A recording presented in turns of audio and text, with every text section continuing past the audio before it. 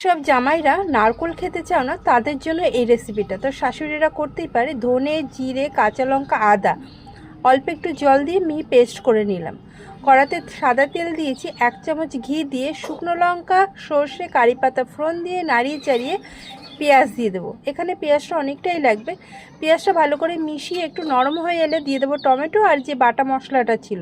Mixie ধোয়া জল দিয়ে দিলাম, দিয়ে দেবো নুন, হলুদ, লঙ্কার গুঁড়ো, কাশ্মীরি লঙ্কার গুঁড়ো। ভালো করে একটু মিশিয়ে নিয়ে, এখানে কোনো কষাবার দরকার নেই, তেল ছাড়ার দরকার নেই, ভালো করে মিশিয়ে নিয়ে দিয়ে দেবো চিংড়ি মাছ। ভালো করে মিশিয়ে চিংড়ি মাছটার সাথে এবার ঢাকা দিয়ে দেবো। ঢাকাটা খুলে দেখো কত জল বেরিয়েছে।